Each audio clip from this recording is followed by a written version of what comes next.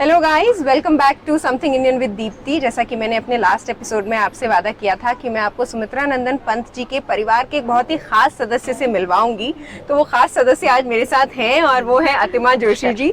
Thank you Atima ji for gracing us. No thank you.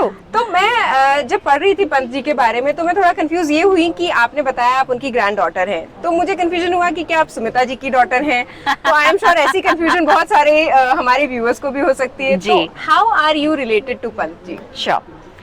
तो पंत जी लोग 8 भाई बहन थे जी, ठीक है।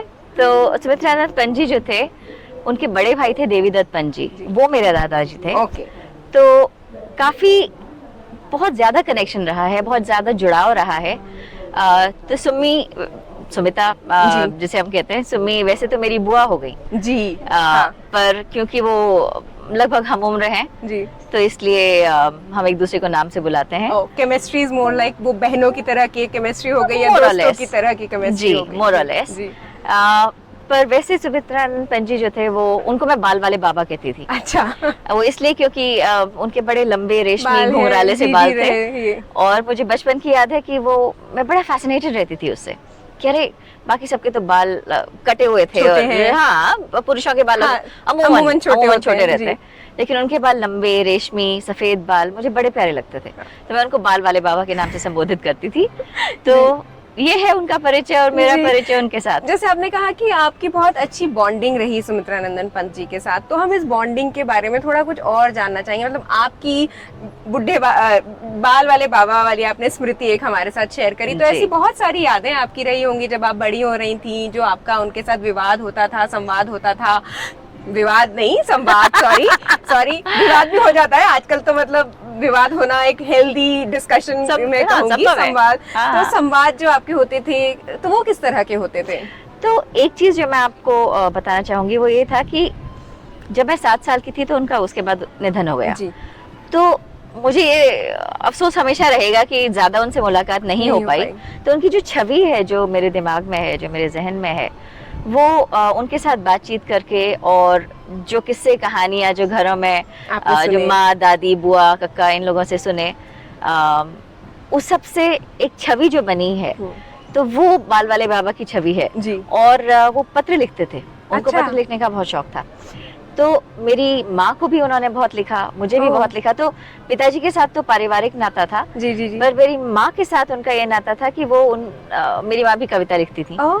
तो वो एक दूसरे को काफी पहले से जानते थे।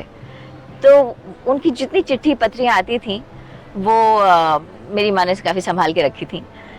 तो उनसे और घर की किस्से कहानियों से उनकी जो छवि एक बनी, वो बाद में जब मैंने उनकी जितनी भी रचनाएं थी पढ़नी शुरू करी, तो उसके बाद फिर वो एक छवि जो थी वो गाढ़ी होती चली गई। तो विवाद जो था या संवाद जिसे कहेंगे, वो कई बार मेरे जहन में था। वो संवाद जो था वो अक्सर सामने आमने नहीं था क्योंकि बहुत ज्यादा नहीं मिल पाए। उनसे आखिरी मुलाकात मेरी हुई थी जब वो बीमार थे, अस्पताल में थे। तो लेकिन उनसे ये याद है मुझे कि बड़े कोमल थे, उनके हाथ भी बड़े नरम मुलायम से थे। कोमल हृदय के कवि कहा जाता है उन्हें। बिल्कुल तो। बिल्कुल। और उनके हाथ भी बड़े कोमल थे। उनके वाक्य जो भी उनके शब्द और जो बोलने का अंदाज था वो भी बहुत ही कोमल नरम, बड़े सहृदयी थे वो। हाँ, तो बच्चों को अपने आप ही प्यार हो जाता है ऐसे किसी भी छवि हो जिनकी। तो बिल्कुल। तो उनसे हमेशा वो स्नेह मिला जी। तो वो छवि है मेरे जहन में। और संवाद तो नहीं, विवाद मेरे दिमाग में जरूर आता है उनसे। और मैं उनसे अगर वो अब होते तो मैं जरूर उनसे कहती कि कुछ और कविताएं थोड़ी सरल हिंदी में लिखते ताकि सामयिक रहती जी। और मतलब जैसे मैंने कोशिश करी कि भारत माता ग्राम वासिनी मुझे बहुत अच्छी लगी वो कविता, और मैंने पढ़ने की कोशिश करी। तो हालांकि मैं हिंदी पढ़ लेती हूँ बिल्कुल ठीक तरीके से, संस्कृत भी पढ़ पाती हूँ, लेकिन मुझे वो कविता पढ़ने में और फिर उसको समझने में थोड़ा 3-4 बार पढ़ना पड़ा, क्योंकि शब्द जो जिनका चयन पंत जी ने किया वो कठिन शब्दावली है, क्लिष्ट शब्दावली है। तो वो आम जो बोलचाल में अगर हम बोलेंगे तो वो भ्रष्ट हो जाएगी बोलते बोलते, उसकी जो प्योरिटी है वो शायद हम मेंटेन ना कर पाए। बिल्कुल। तो जैसा आपने कहा कि थोड़ा अगर सरल हिंदी में लिखते तो हाँ, आसान होता किसी भी हिंदी भाषी के लिए उसे बोल लेना जल्दी। बिल्कुल बिल्कुल। और वो सामयिक होती, लेकिन उनकी कुछ कविताएं हैं जो सरल हिंदी में लिखी हैं। और चीटी पर जो एक कविता खास चीटी, तौर पे उन्होंने हाँ, जो वो लिखी मुझे है, बड़ी प्यारी लगती मुझे है। भी वो कविता बहुत अच्छी लगी, बहुत प्रेरणादायक है अपने आप में। हाँ। आप उसे पढ़ते हैं तो आपको लगता है अरे you should never give up, correct, that kind of spirit Absolutely. वो आपके अंदर आ जाती है एकदम से। तो चीटी एक है और दूसरी उनकी है मैंने छुटपन में पैसे बोए थे। हाँ वो भी मुझे सरल लगती है पढ़ने में, और उसका जो जी। पूरा भाव है वो भी सामयिक है। सामयिक है हाँ, जी। तो आई थिंक वो एक विवाद जो है वो मेरे दिमाग में हमेशा रहता हाँ, है कि थोड़ा सरल थोड़ी भाषा और सरल भाषा में लिखते तो कुछ और जी। लोग और पढ़ पाते। मुझे ये भी लगता है कि थोड़ा और अगर उनका जीवन रहता तो जी। हम शायद उन्हें और थोड़ा बेहतर तरीके से जान पाते, मतलब बिल्कुल। और मैं ऐसा सोचती हूँ कि क्योंकि उनकी कविताएं भी बदली ना, बदली, छायावाद हाँ, से वो बिल्कुल।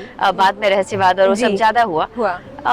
तो बिल्कुल ये बात तो मैं भी मानती हूँ कि वो 77 वर्ष के थे जब हाँ। उनकी मृत्यु हुई, तो शायद थोड़े और साल रहते तो हम हाँ। थोड़ा और शायद उनकी कविताओं के जरिए, या मतलब उस समय टेलीविजन का इतना प्रचलन नहीं था जी। और अगर होता तो शायद उनके कुछ और इंटरव्यूज या कुछ और उनके जैसे कुछ इंटरव्यूज हैं उनके जो अवेलेबल हैं इंटरनेट पे, लेकिन बहुत ही कम है। हाँ, उन्होंने ऑल इंडिया रेडियो में काम किया था काफी बार, और बल्कि मेरी माँ की मुलाकात उनसे उसी की वजह से हुई थी, क्योंकि उन्होंने उत्तरायण पर एक काफी बड़ा स्क्रिप्ट लिखा था। ये अल्मोड़ा की बात बता रही हूँ मैं। अच्छा। और उसके बाद उस स्क्रिप्ट को पढ़ने के लिए मेरी माँ गई थी, और तब मेरी माँ और उनकी बातचीत हुई और उन्होंने कहा कि अच्छा तुम क्या करती हो। मेरी माँ तब हाई स्कूल में थी। अच्छा। तो माँ ने बोला कि भाई मैं वैसे तो मैं स्टूडेंट हूँ लेकिन मैं कविताएं भी लिखती हूँ।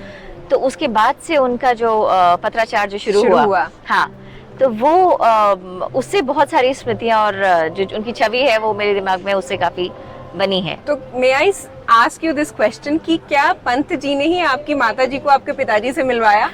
Perfect, spot on, yes. So that is what my mother was actually possibly planned to be married to someone else. Okay. When Panji said कि नहीं ये तो हमारे ही घर आएगी, and he was responsible. तो मेरे पिताजी की और मेरे चाचा जी की का विवाह उन्होंने ही कराया, because my grandfather passed away. वो MP थे, पहले MP थे अल्मोड़ा से लोकसभा के, after the freedom struggle. तो हाँ, तो सुमित्रानंद पंजी ने ही विवाह कराया, और मेरा नाम भी उन्हीं की किताब पर पड़ा है, अतिमा। तो वो किताब उन्होंने मेरे दादाजी के नाम समर्पित की थी। तो जब मैं पैदा हुई तो उन्होंने कहा कि इस बच्ची का नाम तो अतिमा ही होगा। हाँ, और ये अति मानवीय गुणों से सुसज्जित होगी। तो और वैसा है भी, जो भी आपसे मिलता है instantly falls in love with you. मैं तो हमेशा ही बोलती हूँ कि अतिमा जी से को प्यार करने के लिए आपको उनको बहुत ज्यादा जानने की जरूरत नहीं है। आप उनसे एक बार मिले, उनसे बात करें, and you will instantly fall in love with her. तो विवाह का जब जिक्र आया तो मेरे जहन में एक और कहानी याद आई जो आपने मुझे बताई थी कि कैसे पंत जी ने खुद अविवाहित रहने का फैसला किया। अब ये थोड़ा फनी भी है कहानी अपने आप में जी। तो प्लीज आप ही हमारे दर्शकों को भी प्लीज बताएं। तो ये दो किस्से हैं। एक तो ये था कि जब गांधी जी आए अल्मोड़ा और स्वतंत्रता आंदोलन एकदम चरम सीमा पर था जी, तो गांधी जी ने कहा कि भाई आप में से जितने लोग पहले से ही विवाहित हैं उनके लिए तो कुछ नहीं किया जा सकता, पर इतना जरूर है कि अपने परिवार वालों को जरूर ये बताएं कि ये संग्राम आसान नहीं है, इसमें बहुत जद्दोजहद है, उसमें अपने आप को पूरी तरह से आपको झोंकना पड़ेगा। जो लोग अविवाहित हैं जी, उनसे मैं सोचता हूँ ऐसा कि आपको इस समय विवाह की नहीं सोचनी चाहिए, क्योंकि आप अपने परिवार को उस किस्म का समय नहीं दे पाएंगे। तो आप में से कौन कौन मेरे साथ हैं? अब जो मेरे दादाजी थे तब तक तो उनका विवाह हो चुका था, उनके बगल में बैठे थे सुमित्रानंद पंजी, तो मेरे दादाजी ने उनका हाथ खड़ा कर दिया। तो सुमित्रानंद पंजी ने कहा चाहे ये मैंने स्वतः नहीं खड़ा किया हो, ये मेरे बड़े भाई ने कर दिया, लेकिन अब तो मैंने महात्मा गांधी को कह दिया, उनके सामने बोल दिया, तो अब मैं पीछे नहीं हटूंगा, अब मैं विवाह नहीं करूंगा। तो ये तो एक था। और दूसरा किस्सा ये था कि उन्होंने मेरी दादी को या घर की किसी और कुछ और महिलाओं को भी प्रसव वेदना में देखा। उन्होंने कहा कि मैं नहीं चाहता कि मैं किसी महिला को इस प्रसव वेदना से गुजारूं। तो मैं विवाह नहीं करूंगा। या फिर साबित होता है कि वो कोमल हृदय के ही थे। बिल्कुल बिल्कुल, कि वो एक महिला की प्रसव पीड़ा को नहीं देख पाए। बिल्कुल, और इसलिए उन्होंने आजीवन ना शादी करने का भी निर्णय लिया। बिल्कुल बिल्कुल। तो ये दो किस्से जो हैं ये हम फेमिनिज्म की बात करते हैं आज की तारीख में। बिल्कुल। और आप देखें अगर तो he was a feminist of his own time. Empathy. I think this amount of empathy I have उस not समय seen के पुरुष, personally. हाँ, इस आज even के now. पुरुषों में भी ये बहुत आप किसी पुरुष से बोलते हैं कि पहले तो वो इस बात का जिक्र ही नहीं करना चाहेंगे कि आपको जी। पीरियड्स हो रहे हैं या कुछ ऐसा हो रहा है, बिल्कुल, और वो कहेंगे बिल्कुल। अरे ये तो हर महीने की बात है। बिल्कुल। तो उस Absolutely. समय पे इस तरह की सोच रखना बिल्कुल। अपने आप में ही एक बहुत रेवोल्यूशनरी सोच है। एब्सोल्युटली, एंड आई थिंक वो इंसान ही कुछ अलग प्रकार के थे, हाँ। जिसे कहते हैं उनके कई आलोचक भी हैं जिन्होंने कहा है कि उनकी कविताएं जो हैं वो सामयिक भी नहीं है और वो बिल्कुल अलग है, कटी हुई हैं नॉर्मल जिंदगी से या जो भी है, लेकिन मैं इस बात को नहीं मानती। I think he was very creative and he saw a lot in what others did not see. है करेक्ट, ना, प्रकृति में जो रहा है, पला बढ़ा है, एग्जैक्टली, उन्होंने प्रकृति को अपना ही माना और वो जो लाइफ थी जो उन्होंने पनपती देखी, हाँ, वो it was normal to him, it was natural to him, it came to him instantly. और शायद इसकी एक वजह, जैसे आपसे बात करके मुझे एक महसूस हो रहा है कि शायद क्योंकि जो पंत जी की माता जी थी उनका देहांत हो गया प्रसव के कुछ घंटों बाद ही, तो हो सकता है उस चीज से भी बहुत इम्पैक्ट रहा होगा। बिल्कुल, उनकी जो सोच बनी, जो धारणा बनी, बिल्कुल, तो एक वो भी एक मेन फैक्टर शायद रहा हो। एब्सोल्युटली, आई थिंक एम्पैथी जिसे कहते हैं ना, exactly, दैट वाज संवेदना। बिल्कुल, तो बहुत ही संवेदनशील थे। इनफैक्ट एक बार मुझे एक और किस्सा याद आ रहा है उनसे जुड़ा हुआ। उनको जब ज्ञानपीठ पुरस्कार मिला था तो उसके साथ एक रकम भी दी जाती है ना, जी अवार्ड में जी। तो इलाहाबाद में थे वो उस समय, उन दिनों। तो ये सुना है कि घर का दरवाजा खुला रहता था, कोई कभी ऐसे लॉक करने की सोचा ही नहीं। हाँ। तो कोई तुरंत घुस आया और ऐसा लगा कि वो उस रकम के लिए आया है, धनराशि के लिए आया है। और थोड़ी आवाज सुनी और शांता बुआ भी थी वहां, तो उन्होंने कहा अरे कौन है करके आवाज लगाई ना। तो तब तक पंत जी आए वहां और उन्होंने देखा कि एक पुरुष जो था वो काफी उसमें थे, जोश में थे, और ऐसा लगा कि वो धनराशि लेने के लिए आए हैं वहां। तो बाबा ने उनके कंधे पर हाथ रखा और उनका स्पर्श इतना जादुई, कहते हैं कि उनका स्पर्श इतना जादुई था कि वो जो आदमी जिस आवेश में आया था वो ऐसे शांत हो गया। और उसने सामने देखा और बाबा ने उससे कहा कि ये मेरे पिताजी की तस्वीर है और क्या चाहते हो। और वो आदमी जो था वो जिस आवेश में आया था एकदम शांत होकर उनको नमस्कार करके पलट के निकल गए, चला गया। मैं सोचती हूँ अब के जमाने में ऐसा होना बड़ा असंभव है। हाँ। और वो स्पर्श, वो गरिमा, वो व्यक्तित्व, वो एक अलग ही कोटि का था। हाँ, I'm sure. I don't think you can replicate it anyway. That is right. क्योंकि मतलब मेरी तो उन कविताएं तो मैंने बहुत बाद में उनकी आके पढ़ी और उनके बारे में बहुत बाद में जाना।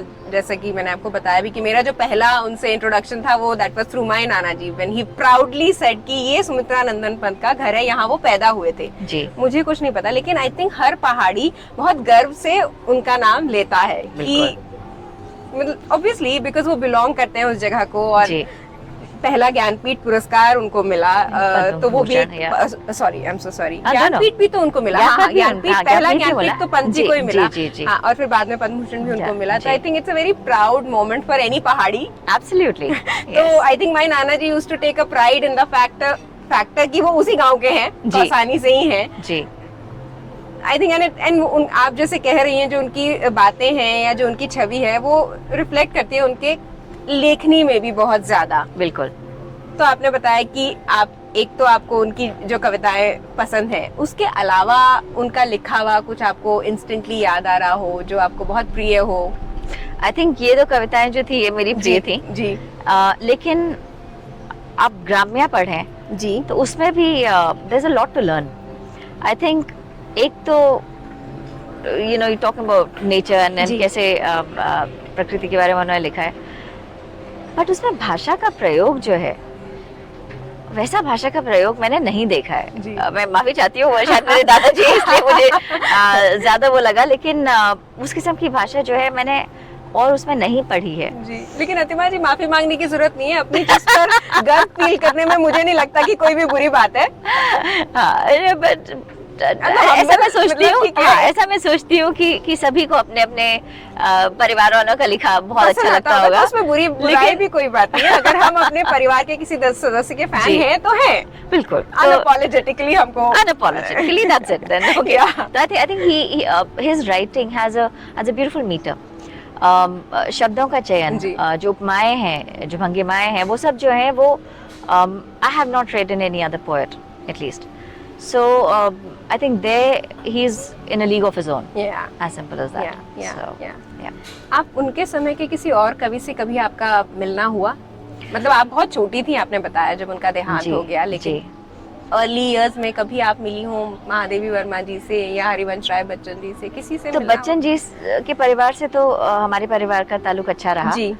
अमिताभ बच्चन का नाम पंत जी ने ही बदला, तो इनकलाब बच्चन से अमिताभ बच्चन, तो वो एक मेरी माई कथा सुना रही थी एक्चुअली इस इंटरव्यू में आने से पहले। I was talking to my mother and she was saying, हाँ अमिताभ बच्चन ने तुझे गोद में उठाकर वो पता नहीं कोई पुरस्कार था जो आई थिंक रशियन उसमें किसी उसमें रशियन सरकार ने दिया था, जो भी था। तो मेरी माँ मुझे बता रही थी कि आपको गोद में उठाया है। हाँ, क्योंकि शायद मैं भारी हो गई होंगी या जो भी था, मतलब बचपन में बियॉन्ड अ सर्टेन पॉइंट तो my mother couldn't keep up the pace. और तो उन्होंने कहा अमिताभ बच्चन जी को कि इसको तुम गोद ले लो।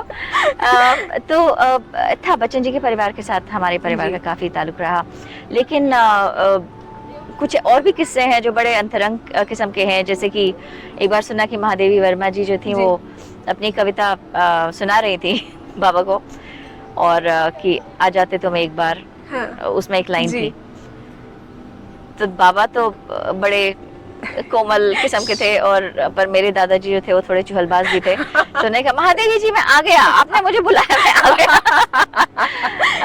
और सुना एक बार कि हमारे अल्मोड़ा वाले घर में सब लोग बैठे थे और एक बड़ा जंगली सा दिखने वाला आदमी आया, बाल बढ़े हुए, दाढ़ी मुझ बड़ी हुई, और ऐसा लगा कि जैसे वो किसी शहर में नहीं रहा है काफी टाइम। तो समझ नहीं आया किसी को कि कौन है।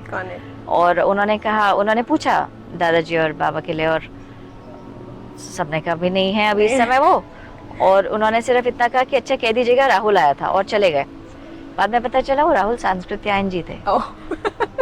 तो ऐसे कई किस्से और अनुभव जो थे, और मुझे लगा कि मैं इस किस्म के परिवार में पैदा होना भी एक मेरी सौभाग्य की बात है कि मतलब अमिताभ बच्चन की गोद में कितने लोग खेलते हैं।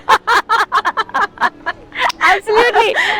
तो आई थिंक मेरे आसपास बहुत लोग रहे जी, और उसके बाद ऑफ कोर्स हमारे परिवार के सभी लोग जाहिर सी बात है उनसे प्रभावित रहे। जी। और बाद में मेरे दादाजी, क्योंकि वो एमपी थे पहले, जी, और स्वतंत्रता संग्राम में काफी नेहरू जी के और गांधी जी के साथ रहे। बल्कि जो जेल है अल्मोड़ा की, उसमें नेहरू जी का कुछ सामान पड़ा है और मेरे दादाजी का नाम भी है उसमें। तो उसके बाद की जो जनरेशन थी, मेरे पिताजी की जनरेशन, तो उसमें भी काफ़ी काम किया गया कल्चरल उसके लिए। तो बेड़ूपा जो गाना है, राइट जी, तो वो वहाँ एक उद्दा की चाय की दुकान है अल्मोड़ा में। अच्छा। तो सुना कि मोहन उप्रेती जी, मेरे पिताजी, ब्रिजेन लाल शाह जी, और ये सब लोग जो थे वो इकट्ठे बैठ के वहाँ चाय भी पीते थे उद्दा की दुकान पर, और ये गाने भी रिवाइव करते थे। तो ये बेड़ूपा को वहीं रिवाइव किया गया था। और तो ऐसे बहुत सारे किस्से हैं जो हमारे परिवार में ऐसे सुनाई जाते हैं ना, ऐसे। पर मैं कई बार सोचती हूँ, घर का जोगी जोगड़ा आन गाँव का सिद्ध जो कहते हैं, बाबा जो थे उनको ज्ञानपीठ मिला, उनको तरह तरह के पुरस्कार मिले ना, कई जगह ऐसे मिले, पर घर में वो बाबा थे। और आई थिंक वही एक बेस्ट अप्रोच है ना, कि आप बाहर वालों के लिए बहुत कुछ हो सकते हैं, लेकिन आप अपने परिवार के लिए उस परिवार का एक सदस्य हैं। बिल्कुल। और वो सरलता ही आपको, मतलब, और आपकी इज्जत बढ़ जाती है ना सरलता के कारण। बिल्कुल। तो स्नेह, इज्जत, हाँ, कनेक्शन। बिल्कुल। तो आई थिंक हाँ, बिल्कुल, कभी तो थे ही, you can't take it away from him. Yes. But at the same time, I think that softness, that warm-heartedness, that gentleness, वो सुहृदयता, वो नरमी जो थी, एक कोमलता, संवेदनशीलता, हाँ, that is special. So I think, अब आज के अगर हम दौर की बात करें तो आपको क्या लगता है कि किस तरीके से जो पंत जी की लेगेसी है, मैं ये तो नहीं कहूंगी कि खो गई है, it is there and nobody can ever take it away, लेकिन उसे जो आज की जनरेशन है उस तक और पहुंचाने के लिए आपको क्या लगता है कि क्या किया जाए? कविताएं किताब सिलेबस का हिस्सा हो सकती हैं जी, स्कूल में बच्चों तक पहुंचाई जा सकती हैं। बिल्कुल। मुझे अभी का एनसीईआरटी का सिलेबस नहीं पता है, आई एम रियली सॉरी, तो मैं नहीं कह सकती कि कितनी पंत जी की कविताएं हमारे सिलेबस का हिस्सा हैं। जी, आई थिंक पंत जी की जो लेगेसी है वो तो एक चीज है। मैं कई बार उनको ना शेक्सपियर से कंपेयर करती हूँ। जी, जैसे शेक्सपियर काफी गूढ़ हैं, जी, वैसे जी, पंत जी, जी जी, भी काफी गूढ़ हैं, बिल्कुल। जी, बट फर्क ये है कि शेक्सपियर के को सिंप्लीफाई किया गया। करेक्ट। शेक्सपियर को थिएटर में लाया गया है ना, जी। शेक्सपियर को किताबों में लाया गया, जी। उनका सिंप्लीफिकेशन जो था वो बच्चों तक पहुंचाया गया। और यूके में शेक्सपियर के नाम का एक पूरा मास्टर्स है। पंत जी के विषय में भी कई लोगों ने शोध किए हैं, बहुत बड़े बड़े शोध हुए हैं उनकी कविताओं पर आई थिंक उसको हमने सिंप्लीफाई नहीं किया है, तो वो सामयिक नहीं बन पाई है। Exactly, right. So and I think bringing it down to the children is even more difficult because आजकल कई बच्चे हिंदी ही नहीं बोलते, तो वो एक अपनी समस्या है। दैट इज वो अपनी अलग ही समस्या है। बट जी, तो आई थिंक जहाँ तक पंत जी ही क्यों, बाकी का भी सोच लीजिए। जैसे दिनकर जो हैं उनकी कविताएं, फिर भी हम जब हिंदी पढ़ रहे होते हैं तो दिनकर की कविताएं हम अक्सर पढ़ते हैं अपनी किताबों में। महादेवी वर्मा जी की भी कविताएं पढ़ते हैं। जी, हरिवंश राय बच्चन भी, क्योंकि बच्चन साहब आज की तारीख में बहुत बड़े मेगा स्टार हैं और उन्हें लगता था कि पिताजी की वो रहेगी 100 साल तक और बच्चन साहब की नहीं रहेगी, बट आई थिंक रिवर्स हो गया। तो अमिताभ बच्चन की वजह से हरिवंश राय बच्चन भी हैं फ्लो में। बिल्कुल, बिल्कुल। लेकिन पंत जी कहीं खो गए हैं, मुझे ऐसा लगता है। बिल्कुल, and I agree with you कि उनकी लेगेसी जो है वो शायद उस पर और काम चाहिए। And I think I am very grateful to you because today you have brought him again in the limelight. And I think ऐसे यूट्यूब क्लिप्स तो of course there is one thing, but social media should be used more powerfully. Correct. और मुझे ऐसा लगता है कि कई बार जो हमारी उम्र के लोग हैं जो फिर भी थोड़ा पंजी से जुड़े हुए हैं या उनकी कविताओं को समझ पाते हैं जी, अगर वो पढ़ें, वो अपने बच्चों को समझाएं। हाँ, क्योंकि बच्चे वो नहीं करते जो आप कहते हैं, बच्चे वो करते हैं जो आप करते हैं। हाँ। तो if you are reading it, अगर आप पढ़ रहे हैं, अगर आप उसके बारे में बात कर रहे हैं, तो I think that will work better. हाँ, वैसे Sumitranandan Pant memorial Facebook group भी खोला गया कुछ लगभग मैं सोचती हूँ 2-3 साल पहले जी। और डाक टिकट भी भारत सरकार ने उनके नाम पर इशू किया है। जी हाँ, तो सरकारी कोशिश चल रही है, पर आई थिंक थोड़ी और उसमें इम्पीटस की जरूरत है जो अभी तक हुआ नहीं है। कि हाँ, और वो कलेक्टिव एफर्ट हो सकता है, बिकॉज़ एक जना मिलके नहीं कर पाएगा, it has to be a collective effort. Absolutely. जैसे आपने कहा सरकार कर रही है, जो उनका घर था पैतृक घर, उसको म्यूजियम में तब्दील कर दिया गया है जी। लेकिन उसको कितना एक्सेसिबल बनाना है, उसको कितना प्रमोट करना है, यस, तभी तो लोगों तक बात पहुंचेगी। बिकॉज जहाँ उनका संग्रहालय बना है वहाँ तो लोग उनको ऑलरेडी जानते ही हैं। बिल्कुल, उनके लिए वो नई बात नहीं है, लेकिन बाहर से आने वाले लोग कितना फुटफॉल वहाँ है, correct, then it will make the difference. And I think वहीं पे जैसे संग्रहालय की आपने बात करी, तो संग्रहालय भी अलग अलग किस्म के हो सकते हैं। It can actually improve some of the tourism. That's what I am saying, right, कि आपको उसको प्रमोट करना पड़ेगा ना कि यहाँ पे इनका पंत जी के नाम का संग्रहालय है। बिल्कुल, बिल्कुल। क्योंकि गांव वाले तो ऑलरेडी जानते ही हैं उनको। आई एम नॉट श्योर कि खैर अभी तो खैर टूरिज्म कोविड की वजह से थोड़ा सा डिसरप्टेड है, लेकिन उसको बहुत अगर तरीके से प्रमोट किया जाए तो आई थिंक जो पंत जी की लेगेसी है वो उस क्षेत्र से और बाहर निकल कर फैल सकती है। बिल्कुल, मैं इस बात को पूरी तरह से मानती हूँ। बल्कि कई और लोग हैं जो इस बारे में काम कर रहे हैं, जो कोशिश कर रहे हैं कि पहाड़ की सिर्फ पंजी की नहीं बल्कि पूरे पहाड़ की लेगेसी जो है वो आगे बढ़े। पहाड़ नामक एक प्रकाशन है, अगर पता नहीं आप उससे वाकिफ हैं कि नहीं, नैनीताल से प्रकाशित होता है, पर उससे कई लोग जुड़े हैं जो इस लेगेसी को आगे प्रमोट कर रहे हैं, बढ़ा रहे हैं। और जितना इस किस्म के प्रोग्राम किए जाएं जैसे आप कर रही हैं, उससे डेफिनेटली ये प्रमोट होगा। पर मैं बड़ी आभारी हूँ आपकी कि आज आपने ये बात करी। नहीं, मैं इसलिए कह रही हूँ कि इस सवाल से मुझे भी लगा कि मैंने कितना किया है, और शायद हमने भी वो जिसे कहते हैं वो बात छोड़ दी। हमको लगा कि हाँ, गुमान बहुत है जी, लेकिन काम नहीं है। हाँ नहीं मतलब मेरा ये आपसे मिलने के पीछे और पंत जी के बात करने के पीछे मेरे तो अपने निजी रीजन ये है कि मैंने जैसे आपको कहा कि पंत जी मेरे जीवन के पहले कवि हैं जी। उनकी कविताएं मेरे जीवन में बहुत बाद में आई, लेकिन उनका नाम जब मैं 5 साल की थी तब से मेरे जहन में अंकित है और उनसे मुझे मेरे नाना जी की भी स्मृतियां जुड़ी हैं। तो पंत जी के नाम पर अगर मैं कुछ कर रही हूँ तो मेरा अपना स्वार्थ भी है, क्योंकि उससे मैं अपने बचपन को भी रिलिव कर रही हूँ। जो समय मैंने अपने नाना जी के साथ बिताया, वो समय जब वो मुझे घुमाने ले जाते थे और हर बार वो मुझे उस पहाड़ पे चढ़ते वक्त बताते थे ये पंत जी का घर है, तो वो स्मृतियां मेरे लिए अनमोल हैं। बिल्कुल, तो बिल्कुल। मेरा निजी स्वार्थ है, लेकिन मैं जरूर ये चाहूंगी कि जो पंत जी की बहुत खूबसूरत कविताएं हैं जिनका बहुत ही डीपर मीनिंग है, तो वही जैसा आपने कहा कि उनको अगर हम थोड़ा सिंप्लीफाई कर सकें, बिल्कुल, so I think the reach will increase.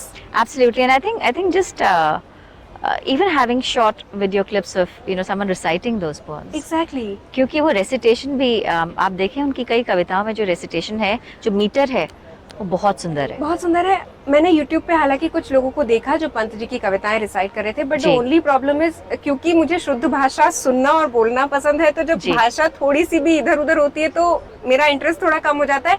तो ज्यादातर जो YouTube पे वीडियोस पंत जी की कविताएं पढ़ते हुए लोगों ने डाली हैं, वो भाषा थोड़ी सी मेरे मीटर पे फिट नहीं बैठती है। तो मुझे लगता है कि सही भाषा में अगर उसे पढ़ा जाए और बोला जाए, क्योंकि उच्चारण बहुत आवश्यक है अगर आप भाषा को प्रमोट कर रहे हैं या किसी कविता को प्रमोट कर रहे हैं। बिल्कुल बिल्कुल तो सही कहा। उच्चारण सही होना चाहिए। तो अगर आप करें तो जाहिर सी बात है कि it will have more impact, क्योंकि उच्चारण सही होगा। या कोई भी हिंदी भाषी जिसकी भाषा शुद्ध है जी, तो ज्यादा रीच बढ़ेगी। बिल्कुल, बल्कि जब मैं अपनी माँ को वो कविताएं पढ़ते सुनती हूँ तो मुझे लगता है कि मैं सुनती रहूं क्योंकि उनकी भाषा शुद्ध है, उनका उच्चारण बहुत साफ है। कि उच्चारण बहुत जरूरी है, अदरवाइज आप क्षमा बोल रहे हैं कि क्षमा बोल रहे हैं तो वो आप जो ट्रेन्ड ईयर्स हैं दे कैन पिन पॉइंट की कहाँ गलती हो रही है। बिल्कुल, वो बात से बिल्कुल मैं इत्तेफाक रखती हूँ।